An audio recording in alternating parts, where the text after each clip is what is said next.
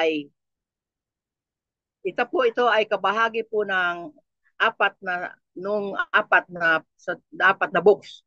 Yung Mateo, Mark, Luke, and John. So ito po ay tinatawag na full gospel. So iyo po, malinaw po. Ito po ay pinakamaikli sa apat. Subalit nandito po nakalahad-lahat yung mga gampanin at gawain ng bawat mananampalataya at mga hindi pa naman mananampalataya. So, dito po lahat pinahayag. Dito po sa chapter 1, makikita po natin may siyam na bahagi ito po. So, isa lang po ang aking gagawin dito, yung introduction at saka yung sa pag-abot doon sa baptism of Christ. So, yun po ang malinaw po. Kasi ibabalansi ko po yung pagkakaiba ng pagbaptismo kay Kristo at pagbaptismo sa tao. So tayo po ay manalangin sa umagang ito. Kami po, Panginoon, sa umagang ito ay dumudulog, lumalapit kung ano man po ang nagawa namin pagkakamali sa iyo, dakilang Ama. Kami po ay nagpapakumbabang loob na kami po ay humihingi ng kapatawaran sa aming mga pagkukulang, sa aming mga buhay, dakilang Diyos. Maliit man, malaki ang aming nagawang kasalanan, nais po namin hilingin sa iyo na patawarin mo po kami upang maganap sa aming mga buhay ang kalooban sa umagang ito. Hinihiling po namin sa iyong mga salitang ito na aming pag-uusapan at aming mapapakinggan at maging pagkain ng aming espiritu na buhay. Kayo po ang magpagpala at ang hindi po mangyayari ay ang aking kalooban. Kayo lamang po, O Diyos, ang maganap sa umagang ito upang ito ay maganap sa aming mga buhay. Sa bawat isa na nakikinig, nais ko po, Panginoon, na sila po ay iyong pahayagan sa mabubuting balita na iyong ipapahayag sa umagang ito. Ito po ang pangunahing salita ng iyong mga pampayag sa pamamagitan po ng iyong pagbabautismo at pagbabautismo ni Juan sa pamamagitan ng tubig at ikaw ang pamamagitan ng Espiritu Santo. Kaya sa paumagang ito, nanalig kami ng dalawang itong bagay ay mangyayari sa aming mga buhay at kami ay magpapatuloy sa iyong ministeryo na pinagkatiwala sa bawat sa amin. At palalagawin mo kami, pagyayamanin mo kami, Panginoon, sapagkat ikaw ang Diyos na makapangyarihan sa lahat. Ikaw ang Diyos na may lalang ng langit at lupa ng lahat ng bagay na nabubuhay dito at kaming mga tao, dakilang Diyos. Sapagkat ikaw ay dakila, banal, makapangyarihan, at espiritu at katotohanan. Kayo po ay aming sinasampalatayanan at pinananaligan sa umagang ito. Purihin ka, O Diyos, ito po ang aming dalangin. Sa pangalan ng Jesus na aming Panginoon. Amen and Amen. So, matutunghayan po natin sa pasimula pa lamang po ng ating pong talata, ating pong makikita po na ang pagbabautismo ni Juan ay mayroon pong sapat na kapahayagan sa bawat isa sa atin. Nung siya po ay nagpapahayag ng mga bagay patungkol po sa baptism at siya po ay nagbabautismo doon po sa ilog ng Jordan, makikita po natin dito po sa verse 4, nang siya po ay nagbabautismo ay marami po ang nagsisipaglapit sa kanya at sila po ay nagpapabautismo. Pero hindi po natin makikita dito ang tunay at kaganapan na sila po ay talaga po may tunay na pagbabago. So, maraming tao po ang lumalapit, marami po yung uh, gumaganap noong baptism ni Juan. So, bagamat itong books na ito ay hindi po dito pinakita yung tunay na authors kung sino, pero naniniwala po ako na ang authors nito ay si Juan at si Marx, yung dalawa. So, malinaw po. Miski po hanapin po natin, pag pating po doon sa Bible scholars, ng Book of Marx is, ang author ay si John and si Marcos. At ito po ang magandang balita ayon kay Marcos. Ang pasimula ng pagpapahayag na ito ang magandang balita tungkol kay Kristo Jesus, ang anak ng Diyos. So malinaw po, ito po ang nagpapahayag ng tungkol kay Kristo na anak ng Diyos, na siya po ay anak ng Diyos. So, at tayo po, iba po yung ating pagkakapahayag sa atin kaysa sa kay Jesus Christ kasi sapagkat tayo ay tinawag po tayong anak ng Diablo. Malinaw po. Ta- Kaya po yung tayo pong mga tao, ang ama natin ay Diablo. Umpisa po noong nagkasala si Eva at saka si Adan, so tayo po ay naluklok sa kasalanan at tayo po ay nasilo sa sa doon po sa yung pong sa doon po sa tain ni Satan. So doon po tayo nagsimula na magkasala at kinakailangan po tayo na manumbalik sa Diyos. So malinaw po. Ang pag-uusapan po natin dito ay yung repentance. Una po sa repentance po, kailangan po yung paano po ba tayo magkakaroon ng repent o tunay na paglapit sa Diyos. So, makakalapit po ba tayo sa pamamagitan po ng mga grupo sa reliyon? So, hindi po. Makakalapit po ba tayo sa organisasyon? Hindi po. Saan po tayo dapat lumapit? Lumapit yung pong matatanda sa iglesia. Katulad po ni Pastor Kai, Pastor Rene, sino pa po yun? Si Pastor Rakuya, Marjorie, si Pastor Alet, yung po mga senior pastor po natin, yung po ang pwede natin lapitan katulad nito ating pong kapatid na nagdathala nito ating banal na aklat na yun po ang nauna na nagbabautismo. So, sila po ang mga pangunahing may katungkulan sa pagbabautismo sa pamamagitan po ng paglubog sa tubig and immersion and yung repent. Yung pagbangon, muling pagbangon. So ito po ay ang iba po na mananampalataya ngayon, hindi po nila lubos na nauunawaan yung kung paano ba talaga yung tamang paglakdang o paglakad sa yung pagsimula pa nung sila po ay bautismuhan sa paglubog sa tubig. So ito po ay ang paglubog sa tubig po ito ay nag ito po ay nagsaside ng ito po ay yung paglilinis, yung sa tubig, yung paglubog. At pagkatapos po nung ito ay mailubog tayo sa tubig, ito po ang tinatawag na yung niredeem tayo, inilublob. So pagkalublob natin sa tubig, kinakailangan, pagbangon natin, kailangan makikita sa atin yung panibago, yung kalinisan. So kung tayo po ay nalinis, o meron po tayong paglilinis na naganap sa ating buhay, kinakailangan po tayo ay tuloy-tuloy. Hindi yung tayo po ay para yung may stopover, may hangganan lang po yung ating paglakbang. Ito po ay step 1 para tayo po ay magkaroon ng katuparan sa patungo sa ating pong buhay na walang hanggan. So ito po yung step 1. Ito po ay introduction po dito sa ating dito po ay may siyang pong bahagi patungkol po dito sa ating po. Una, yung baptism of repentance. Kailangan po tayo may manambalik sa Diyos at tayo po ay maniwala sa bautismo sa pamamagitan ni Juan. Subalit, mayroon po ngayon ng mga samahan, nagbabautismo sila, hindi po nila alam kung paano ipaliwanag yung tamang bautismo. So, ang pagbautismo po doon sa tubig ay sign po na ang paglilinis ng ating mga kasalanan. Sign po yon. At yung pagbangon na muli ay yung paghakbang natin. Yung paglapit natin kay Christ. Yung pagpunta natin, paghakbang. Yung iba po, pagkatapos ng bautismo, sabi nila, tinanggap na daw nila si Kristo. So, hindi po ako naniniwala na ang baptism sa water ay sign ng bautismo sapagkat masigit ang Panginoon na siyang tagapagbautismo sa atin upang tayo po ay tumungtong doon sa paglakad natin sa buhay na walang hanggan. So iba po yung bautismo ni Juan kaysa bautismo ni Kristo. So ako atin pong magmamasdan, noong bautismohan ni Juan sa ilog ng Jordan, ang Panginoon dito po sa verse 9, makikita po natin na may pagkakaiba.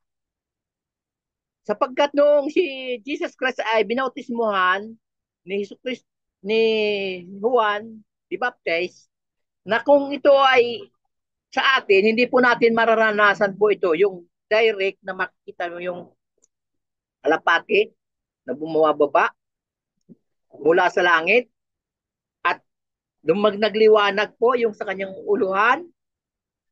So, pinahiran siya ni Juan Bautista ng oil. So, yung pong, meron pong, siya pong parang nagliwanag, kapangyarihan, yung fire. So, doon makikita po natin na yung manifestation of yung Holy Spirit. So, makikita po natin yung palatandaan na siya po ay ibang nilalang kaysa sa atin. Siya ang Diyos ng makapangyarihan, siya ang Diyos na kalwalhatian, at siya ang sinugo ng Ama na nasa langit. So ang iba po, hindi po naniniwala na siya ang Diyos. Tayo po bilang mga mananampalataya at tayo po ay pinili ng Diyos at tayo ay binigyan ng Panginoon ng kapangyarihan bilang mga anak, dito po natin makikita na ang katunayan na siya ay Diyos at siya ay ang alpat, ang omega at pasimula at ang wakas, sapagkat yung pagkakaiba ng pagbautismo sa kanya at pagbautismo sa atin ay pawang magkahiwalay. Iba yung kanyang karanasan kaysa sa atin. So tayo, kinakailangan nating may redeem, may mabangon uli. Pagkatapos po tayo po ay kailangan tayong ipanalangin ng mga ating mga senior pastor upang tayo po ay magkaroon ng panibagong lakas at tayo po ay turuan sa tama. Samantalang ang Panginoon, pagkasimula po nang siya ay bautismuhan, nagpunta siya sa Galilee at siya po ay nagturo. Ano po? At siya po, nung bago po siya, napakatapos po na siya maibautismuhan, nagpunta po siya doon sa isang lugar na ilang at doon siya ay nanalangin na siya po ay tinukso ni Satan. Subalit hindi po nagtagumpay si Satan sapagkat siya ay punong-puno ng kapangyarihan at siya po ay Diyos na walang hanggan. Yung po ay malinaw na kung sa atin po mangyayari ang mga bagay na yun, maaari po tayong mag-back out. Kung halimbawa wala po tayong guidance ng Holy Spirit ng Panginoon. Kung halimbawa po tayo ay baguhan pa lamang sa pananampalataya, maaari magdalawa-dalawa tayong isip sa mga bagay na yun at tayo po ay maaari mahilauli ng sanlibutan. Subalit, kung tayo po ay direct na tayo po ay nais na magpatuloy, lagi tayong makikipag-fellowship doon sa ating mga kasamahan at sa ating pong mga senior pastor. So, naniniwala ako na tayo ay lalago at lalago sa pananampalataya espiritual. Yun ay napaka-importanting bagay na atin po dapat na makita yung pong ating paglakdang sa ating pong pagpababautismo. Kailangan po na may panghawakan po tayo ng mga salita sapagkat marami po ngayon nagpapahiwatig na sila po daw ay mga born again din daw. Born again din daw kuno. So baka ibig sabihin noon baka BU saka RN. Baka born again, nasunog muli. Ang ang talatang born again po, pagkatapos po tayo na bautismuhan, is yun, makikita po yung katuparan ng iyong pinangako sa Diyos. Yung pag-repent mo, yung tumanggap ka ng bautismo, sa pamamagitan ni, katulad ni Juan, at wala na po si Juan ngayon po, may baptism sa pamamagitan po ng mga diakono at saka ng mga elder at saka ng mga pastor. Hindi po ako naniniwala na kung sino-sino lang na tao pwede magbautismo. So, yung pong ang tinutukoy po natin yung ating legal proseso sa ating Diyos, yung talagang tamang posisyon. At tayo po ay kailangan magpabautismo sa pamamagitan po na yung talagang makikita po natin sa patauhan niya, yung siya ay karapat-dapat na magbautismo. At siya po ay karapat-dapat na dakono ng Diyos at tagapaglingkod ng Diyos. So, sa umagang ito, hinihiling ko lamang po yung isang talatang iyon na counting introduction sa ating pong pinag-aaralan sapagkat ito po ay marami pong kaaralan patungkol dito sa ating salitang ito na ang aklat ng Marcos po ay lagi po nating tatandaan na ito po ang pinakang magandang talata sa Full Gospel. Dito po lahat nakalagay yung mga bagay na dapat nating hakbangan sa ating paglago espiritual, katulad noong naganap kay Christ, na siya po ay nabayubay sa krus, siya po ay namatay ng dahil po sa ating mga kasalanan, at dito rin po naganap yung siya po ay magpabautismo ng una, kasi bago po si Juan ilitis, kasi po nung babautismo si Lord, so dinakip po si Juan, kasi po siya pa po ay pinaratangan dahil po sa ating pong Panginoon. Siya po ay pinagbintangan na siya po ay naglabag sa batas. Si Juan. Yun po ay, kung ating pong hanapin, hindi po nakalagay dito sa Biblia. Pag ito po ay ating pinag-usapan sa Bible scholars, talaga pong sinasabi nila na si Juan ay pinarusahan kasi lumabag sa batas ayon sa kanilang paniniwala. Ito po ay introduction ng aking sinasabi. Marami po itong mga bagay na ito. So, mahaba po ito ating para. Hindi po natin ito matatapos ng isang taon, ang aklat na ito. Ito pong kapirasong ito, dito po sa repentance, makikita po natin, ito po, babasahin ko po, talatang 4, verse 4 po, makikita po natin, sa talatang 4, makikita po natin ang ating pong pinag-aaralan. At dumating nga sa ilang si Juan, tagapagbautismo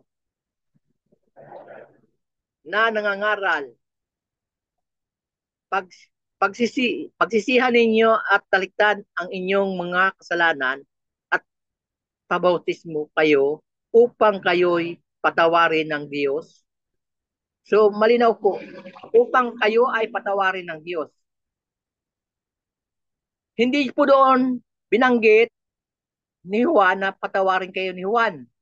Ang iba po ay nakikita po natin yung, di ba, sa pamamagitan po ah, ni Pedro, ni Maria. So, dito po, binabanggit na malinaw po ng Diyos. Hindi po binanggit yung iba't ibang tao na siya po makakapagligtas sa atin o makapagpapatawad sa atin po mga kasalanan. Wala pong karapatan ang bawat isa sa atin na tayo po ay magpatawad maliban ang Diyos. Bagamat tayo po ay kuminsan, mayroon po tayo na enkwentro ng mga tao na gumagawa sa atin ng hindi maganda. So, pwede po na matagal po natin silang mapatawad, pero mapapatawad po natin sila.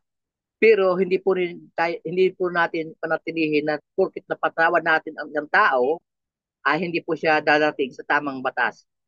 Kaya kailangan po nilang pagbayaran yung ay mga ginawa nilang pagkakasala sa atin, sapagkat mayroong binigay na tamang batas ang Diyos dito sa lupa. Sapagkat kung ano man ang naganap dito sa lupa, ay yun ang nagaganap sa langit. Yun ang sinabi niya po doon sa ating pong pinag-aralang panalangin. Ano po? Yung pong pangalawa po, yung pong pagsabi ng Diyos, halos lahat ng taga-Judea at taga-Jerusalem ay pumunta kay Juan, ipinahayag nila ang kanilang mga kasalanan at sila'y binautismuhan niya sa Ilog Jordan. So malinaw po, nung binautismuhan ni Juan sa Ilog Jordan, yung mga taga-Jerusalem at saka Judea, hindi naman po lahat sila doon pure na naglingkod sa Panginoon. Mapapagmasdan po natin, hindi po sila lahat naglingkod doon.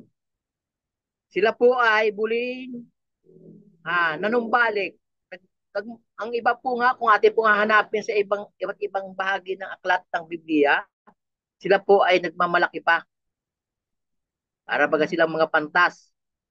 At sila po daw ay nabautismuhan na sa pamagitan ni Juan. Minsan po, nagigip po nga silang kritiko sa Panginoon.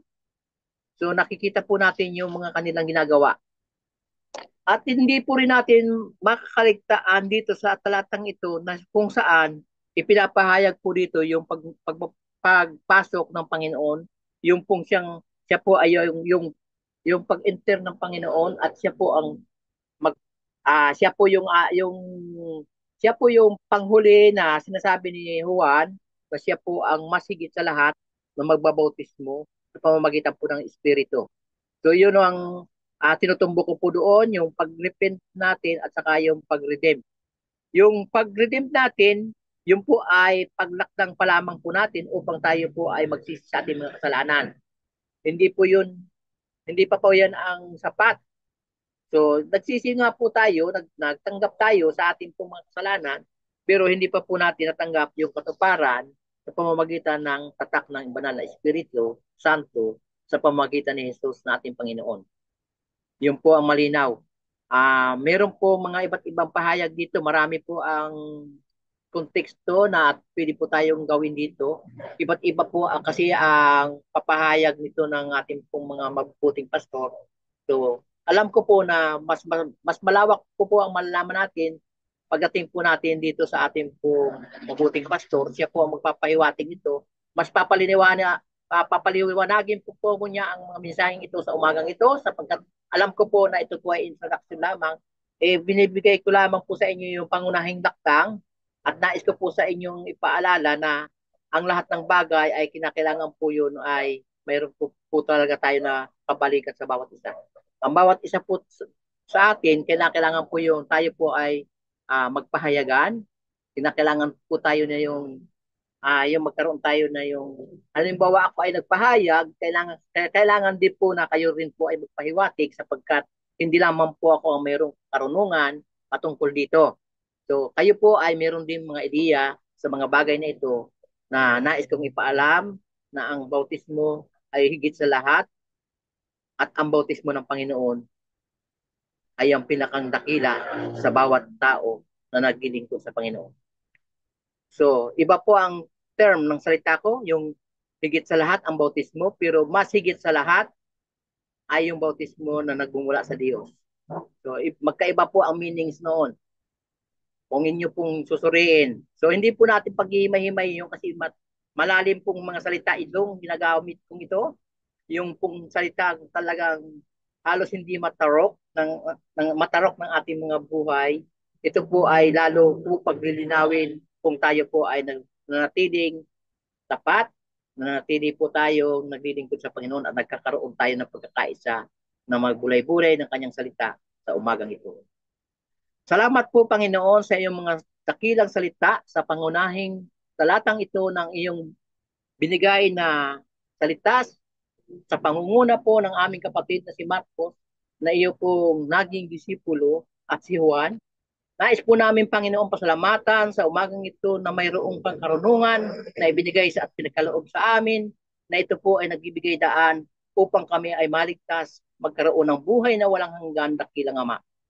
Sa bautismo ni Juan, kami po ay natuto, nagkaroon kami, Panginoon, ng redemption, nagkaroon kami, Panginoon, ng katibayan upang kami ay lumapit sa iyo. Ikaw, Lord, ang aming pinananaligan sa umagang ito. Sa iyo pong pamamagitan, kami ay mababautismuhan sa banal na Espiritu at sa amin pong mga mentors at sa amin pong mga tagapanguna, sa amin pong programang ito ng Don Watts.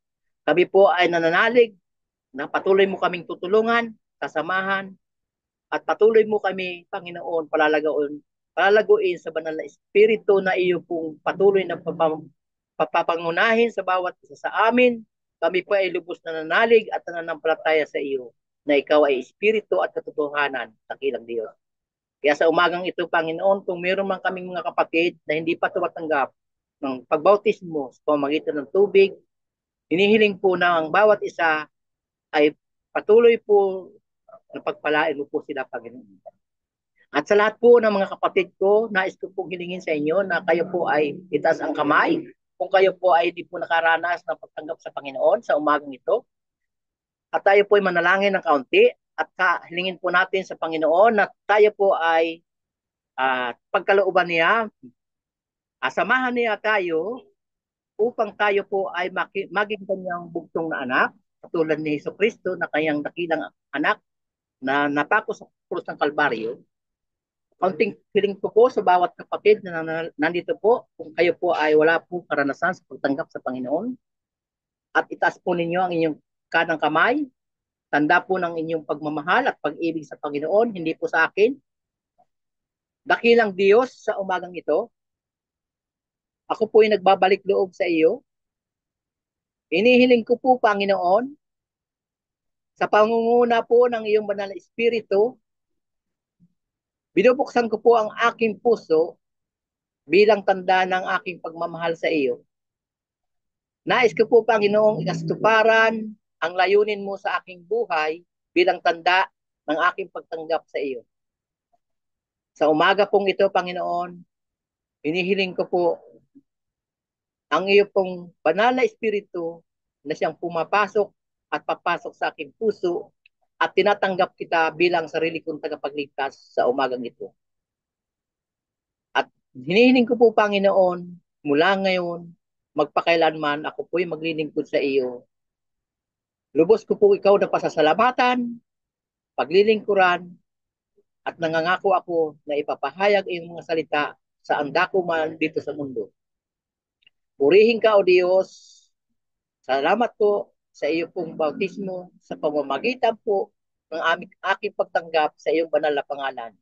Sa pangalan ng Ama, ng Anak at ng Espiritu Santo. Noon, ngayon, magpakailanman, sa maiunawa ang banal na pangalan ng Panginoon. Amen and Amen. Dakilang Diyos na aming Ama, sa oras pong ito, hinahandog ko po ang aming mga buhay bilang tanda ng aming pagmamahal sa iyo. Luwalhatiin ka, Ama, sama-sama kami, Panginoon, na maglilingkod sa iyo. Ngayon, kailanman, at muli sa pagbabalik mo, kami masumpungan mo na laging tapat sa iyo. Dakila ka, O Diyos. Kami po ay nagkakaisa na ikaw ay sambahin sa umagang ito. At nais ko po, Panginoon, na bendisyonan mo ang bawat isa amin, anuman ang aming gagawin. Sa buong maghapon, kami po ay sama-sama mong bendisyonan. Sama-sama mo kaming paglingkuran, Panginoon. At kami ay maglilingkod sa iyo na may katapatan, may karunungan, sa pamamagitan ng iyong mga salita na aming napag-aralan dito po sa Book of Mark na kung saan kami po ay iyong binautismuhan sa pamamagitan ng tubig, ng espiritu, at ng katotohanan sa pamamagitan ng aklat ng Biblia. Salamat po ng marami sa umagang ito. Sinasamba ka namin, pinupuri ka namin. Ito po ang aming dalangin sa pangalan ni Kristo Jesus na aming Panginoon. Amen and Amen. Back to you po. Amen, amen. Maraming salamat, Pastor Rodolfo, sa napakagandang mensahe ngayong umaga. At dami po natin natutunan uli. Dako po tayo sa ating Pastor Kai, additional po. Blessed morning, Pastor Kai. Umaga, Jesus. Maraming salamat. Tunay na pinagdugtong-dugtong po ng Panginoong Diyos ang ating mga inaaral, no? Simula pa nung nagdaan pang mga buwan na nag-aaral tayo ng salita ng Panginoon. Maraming salamat po, Pastor Rodolfo. Sa introduction pa lang po yung binigay ni kapatid na yun, no? So, kung gusto pa talaga nating matuto sa itinuturo niya ngayon sa araw na ito, mas maganda sa inyong mga oras na kung saan meron kayong mga free time to study the Word of God. We need to review it in ourselves kasi mayroon pong mensahe talaga si Lord kapag binabasa natin ang salita ng Diyos. So, hindi ko napahabain po yung dagdag ko po sa tinuro sa atin ni kapatid Rodolfo. Ito pong mensahe ni John the Baptist, because he was the messenger ahead na sinugo ng Diyos, na siya nga po ay hinulaan na po sa aklat po ng Isaiah. Isaiah 40 verse 3, that there will be a messenger to be sent prior to the coming of the Messiah. which is John the Baptist. At ito po ay kamag-anak po niya. Dahil nung nagpahiwatig po ang anghel, the angel Gabriel kay Mary na siya ay magbuntis ng isang sanggol na siya ay tatawaging Jesus, that he will be the Christ, o meaning he will be the Savior of the whole mankind. Simula nung pagkahulog ni Adan at Eva sa kasalanan, ito na po yung katuparan na kung saan lilitaw talaga ang tagapagligtas. Tagapagligtas means Messiah, kaya nga ang pangalan niya ay Jesus. Itatalaga siya. He is the Son of God. Pero siya dito mga kapatid ay nagkatawang lupa. Nagkatawang tao, sorry. So Jesus was prepared by John the Baptist. So when God revealed His plan, mga kapatid, nagpapauna po siya. Kaya wala po tayong maidadahilan talaga na sasabihin mong hindi ko po narinig ang gospel, kaya hindi ako napasama sa rapture, ibig sabihin sa pagdagit, yung pagliligtas ng Diyos sa 1 Thessalonians chapter 4 verse 13 to 17, kasi nagpapauna po ang Diyos, nagpapahiwatig po siya. So dito po mga kapatid, nakita po natin na mayroon pong pagsisisi. So 3 punto lang po ang aking ibibigay dito. Tayo po ay magpipray na po. Dito po sa mensaheng ito na sinabi ni John the Baptist, repent and be baptized. Repent mga kapatid, kasi noong unang panahon, puro pangako lang po kasi ang tao. Nag-aalay siya ng hayop na papatayin, ibig sabihin, nilipat niya yung kanyang mga kasalanan doon sa isang inosenteng hayop, at yung hayop na yan dadalhin ng pari, papasok siya doon sa most holy place, at doon po papatayin yung hayop na yun, ibubunto ng Diyos ang kanyang galit sa iyo doon sa hayop na yun. So ikaw na nagkasala talaga, ay ito ngayon ang mangyayari, yung hayop po ang napagbunto na ng Diyos, doon po ibubuhos ang kanyang galit, dahil God is holy, kailangan talaga niyang tupukin ang kasalanan mga kapatid. Bago po tayo pakinggan ng Diyos, bago po tayo titingnan ng Diyos, bago po tayo bibigyan ng katugunan sa ating mga panalangin nung panahon na yun, ay kailangan mo ng may sacrifice, may sacrificial lamb. Yung lamb na yon is an innocent lamb. So si Adan at Eva hindi namatay doon sa halamanan ng Eden because God clothed them with the skin of animal. So ibig sabihin, doon pa lang po sa Garden of Eden, there was already a shedding of blood of the animal. So ang galit ng Diyos sa kasalanan ni Adan at Eva, mga kapatid, doon nabunton po sa hayop, at yung hayop na yon nagtigis ng dugo, at ang kanyang balat ay kinuha at ipinantakip doon kay Adan at Eva sa kanilang kahihiyan dahil sa kanilang pagbigay ng consent sa tukso na dinala ni Satan sa buhay nila. So that was the foreshadow, yung hayop na namatay doon sa Garden of Eden, mga kapatid, a foreshadow of the final redemption of God, na hindi na po balat ng hayop talaga ang pangtakip niya sa ating mga kasalanan, kundi mismong kanyang anak na pinakamamahal na anak, na kung siya binautismuhan ni John the Baptist, ang sabi ni God nung siya nagpababa ng Holy Spirit sa pagkatauhan ni Jesus, mga kapatid, ang sabi niya, siya ang pinakamamahal kong anak at ako'y nalulugod sa kanya. Siya po yung ialay doon sa cross ng Kalbaryo para po sa final redemption po natin. So ang kailanganin lang po natin mga kapatid, magpasako po tayo. Sabi po ni John the Baptist, repent and be baptized. No need to sacrifice yourself. Dahil the Lamb of God will be the sacrificial lamb. Ang gagawin mo lang po mga kapatid, italaga mo, magpasakop ka lang po, submit. Even Jesus, when Jesus approached John the Baptist, sabi niya, bautismuhan mo ako. Ang sabi ni John the Baptist, no, hindi dapat ako magbautismo sa iyo. Ikaw dapat ang magbabautismo sa akin. Pero sabi ni Jesus, just to fulfill the righteousness na kailanganin ng Diyos sa inyo, sa sangkatauhan, na hindi na yung sarili ninyong pagsusumikap na kayo ay gumagawa ng mga mabuting bagay para lang kayo ay makalapit sa Diyos. Ito ngayon, ako na, ang Diyos na mismo ang lumalapit sa atin. Wala na po tayong paghihirap na gagawin dahil mismo pagdating po ng oras na siya hinandog na doon sa cross, mga kapatid, ang sabi niya, it is finished. Wala na po tayong gagawing paghihirap, mga kapatid. Ang gagawin na lang po natin, mag-submit lang po tayo. Ibig sabihin ng submit, we should humble ourselves. Sabi ng 1 Peter chapter 5 verse 6, humble yourself before God's mighty hand in order that He may lift you up in due time. May oras talaga na ililift up po tayo ng Diyos kapag tayo po ay nag-submit, nagpapakumbaba. Ganon ang ginawa ni Jesus. He set an example to John the Baptist na ako ay bautismuhan mo. Kapag hindi po tayo nag-humble, mga kapatid, tingnan po natin ang nangyayari nung siya ay umahon sa tubig, nung siya ay nilubog ni John the Baptist, nung umahon po siya, bumaba po ang Holy Spirit. Ibig sabihin, kung hindi po tayo nag-repent, hindi po tayo nagpapakumbaba, wala pong pagbabago sa buhay natin na mangyayari na ang Holy Spirit ang magdidirect sa ating buhay. So, we should humble ourselves. Pangalawa po, obedience. Sumunod po ang ating Panginoong Hesus. Nag-obey po siya sa Diyos Ama. So tayo po, kailangan po nating sumunod.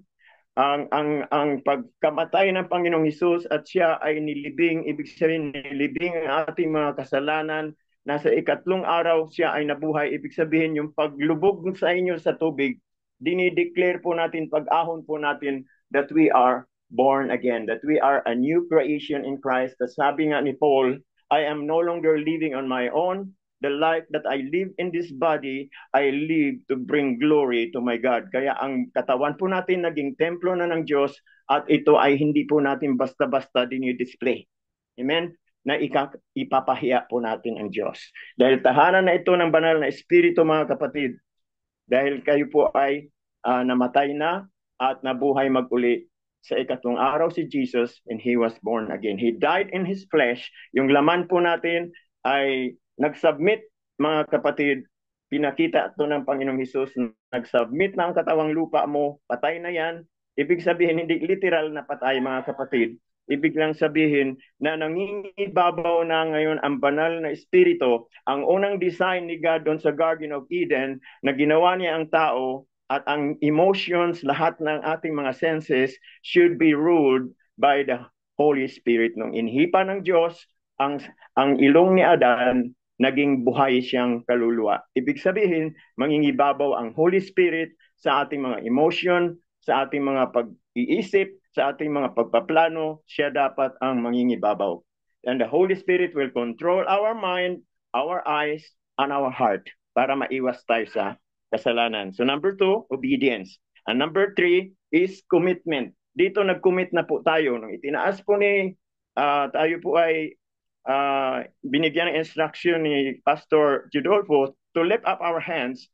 Parang ikaw yung mga kapatid na humarap ka sa isang Supreme Court at dahil ikay nanalong kongresista, pumunta ka sa Malacanang, nag-take oath ka. Ibig sabihin, gagampanan ko ito ngayon, nagpapasakop ako sa batas ng Pilipinas. Pangalawa, uobey ako sa batas natin. Pangatlo, itatalaga ko ang sarili ko na hindi ako magkukurap, paglilingkuran ko ang sangkatauhan sa pamagitan ng mga batas na ito. So, pagtaas mo ng kamay na ito, nagpapasakop ako sa Diyos Ama, paglilingkuran ko ang katawagan mo sa akin at ako'y maging tapat sa iyo. So we need to submit, pagpasakop, obedience, ibig sabihin pagsunod. Pangatlo, pagtalaga, italaga natin ating sarili, mag-commit po tayo. Yan ang ibig sabihin niyan, hindi ka na napipilitan dahil ginawa na po ni Jesus doon sa cross ng Kalbaryo ang lahat ng hindi makakayanan ng laman. Amen? We need only these 3 principles in life. So maraming salamat, mga kapatid. Purihin ang Diyos sa kanyang mensahe sa araw na ito. Back to you, Coach Steve. So glory to God. Worship you, Lord. We bless your holy name, O God, purihin ka. O dakilang Diyos, nakikita mo po ang aming mga puso. Kung nagawa po kami pagkukulang, mga kasalanan, patawarin mo po kami, Panginoon. Sa umagang ito, lubos po kami nagpapasalamat sa iyo sa oras na ito, na amin po, O God, na idadalangin sa iyo, Panginoon. Ito pong aming prayer focus. Salamat po, Panginoon, na alam po namin na ito ay yung didinggin, Panginoon. Thank you, Lord. At hidihiling po namin, Panginoon, ang mga bata, Panginoon, ang mga children, Panginoon. Dalangin po namin sa iyo, Panginoon, na magkaroon po sila ng banal na takot sa iyo, Panginoon. At dalangin po namin sa iyo, O Diyos, na dakila na ang protection, Panginoon, at ang paglago sa iyo, Panginoon. Ang pag-guide mo po, Panginoon, sa bawat mga children, Panginoon. Panginoon, magkaroon sila ng respect sa kanilang mga mahal sa buhay, sa kanilang mga magulang, sa lahat, Panginoon, hanggang sa leadership, sa service at sa community, sa nation, Panginoon. Lord, salamat, Panginoon. At dalangin po namin yung iba pa, Lord, na hindi pa nakakakilala sa iyo, salvation, Panginoon. Ipagkaloob mo, gamitin mo po ang mga bawa at mga kapatid, bawat mga mananampalataya, mga children, Panginoon. Hinihiling po namin sa iyo mga nakakilala sa iyo, Lord. Dalangin po namin na ang bawat mga makausap daw sa kapwa nila, kabataan, mga Lord, hinihiling namin sa iyo, Panginoon, na gamitin mo po ang mga bata, Panginoon. At salamat po, Panginoon, at ang kanilang buhay, Panginoon, ay ando, O Lord, na magpagamit sa iyo, Panginoon. At dalangin namin na ang bawat mga bata na ito, Panginoon, na deliverance from power of enemies, sins of boldness at sa drug addiction. Alisin mo po yun, Panginoon, sa bawat mga kabataan, sa bawat mga children, sa bawat mga tao, sa bawat mga nahihirapan ng loob ng mga kabataan, Panginoon. At lumago, Panginoon, sa spiritual mo, Panginoon. Hallelujah, Lord. Yung po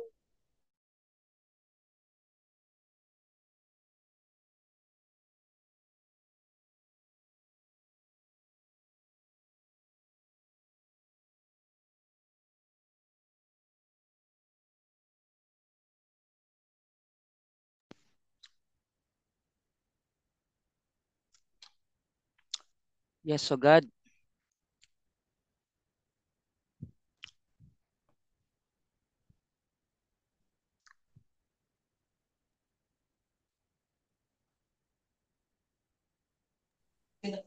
Yan. Maraming salamat, Sis Perlita. Medyo nagkaroon po ng problema. At, Amen. amen po. So, yun. Salamat po, Sis Perly. So, yun. Dako po tayo sa ating patuloy din po natin. Isama rin natin yung sa prayer request natin lahat ng mga nasa chat box, mga prayer request po ng mga kasamahan natin na may abasbasan ng Panginoon. Lahat ng mga prayer request po natin dyan sa chat box, prayer request Brother Jonas, Pastor Chudolfo, Brother Mario, Sis Christine, prayer request po, Sis Let. Ang mga prayer request po tayo, isama po natin sa panalangin yan. At dako po tayo sa ating huling panalangin. At tawagin ko po si Sis Mides para po sa ating closing prayer. Go ahead po, Sis. Magandang umaga po. Samahan niyo po ako sa ating closing prayer. Magandang umaga. Hallelujah, O Diyos. Salamat po sa umagang ito at binigyan mo ako ng pagkakataon upang magbahagi ng mga salita ng Diyos at magpasalamat sa lahat ng iyong kabutihan. Salamat po sapagkat naging bahagi ako sa banal na gawaan ito. Una po sa lahat, Amang Diyos, humihingi po kami ng kapatawaran sa mga nagawa ng kasalanan. Ito po ay sinadya sa isip, sa salita, at sinamahan kami ng banal na espiritu sa aming gawain, lalo na sa aming panalangin sa umagang ito. Gayon din po, Amang Diyos, ang pasasalamat sa aming mga kapatid na ginamit mo sa umagang ito. Hinihiling po namin na i-bless mo po sila at ang lahat po na narito sa iyong banal na harapan. Nagpapasalamat din po kami sa patuloy mo pong paggabay dito po sa Downwatch at sa GMPA community. Salamat din po sa pagdinig mo sa aming panalangin na sa aming prayer focus and personal concern. Ama, pasasalamat din po sa kagalingan ng may mga karamdaman. Sa iyo lamang po kami nagtitiwala at sumasampalataya sa mga kagalingan ng bawat isa. Alam po namin ikaw ang aming great healer and provider. Pagpalain at gabayan mo po ang buong maghapon namin sa pansamantalang paghiwalay ng bawat isa. Umaasa po kami na ikaw lagi ang manguna sa lahat ng aming mga gagawin. Pag-ingatan mo po at gabayan kaming lahat, lalo na po sa ang aming mga pamilya. Walang hanggang pasasalamat po Amang Diyos, pagkat ikaw po ang aming tunay na magulang na laging masasandalan. Muli po, sa iyo namin ibinibigay ang mataas na papuri at pagsamba. Sa pangalan ni Jesus. Amen po. Amen. Maraming Amen. gandang. Amen. Maraming salamat, Sis Mides, sa ating magandang panalangin. Dako po tayo sa ating benediction at tinatawagan po natin uli ang ating head pastor. Pastor Kai, good morning po. Noon. So just receive the benediction of God. We could lift up our hands and then open our hearts because God knows what is inside your heart. So in the book of Numbers, chapter 6, verse 24 to 26, pagpapalain po tayo ng Diyos. Verse 24, pagpalain ka nawa at ingatan ni Yahweh. Verse 25, kahabagan ka nawa at subaybayan ni Yahweh. Verse 26, lingapin ka nawa at bigyan ng kapayapaan ni Yahweh. The Lord bless you and keep you. The Lord make his face shine on you and be gracious to you. The Lord turn his face toward you and give you peace. God bless you mga kapatid sa araw na ito. Amen. Amen. Maraming salamat, Pastor Kai, Pastor Chudolfo, sa lahat ng namin ngayong umaga. At maraming salamat sa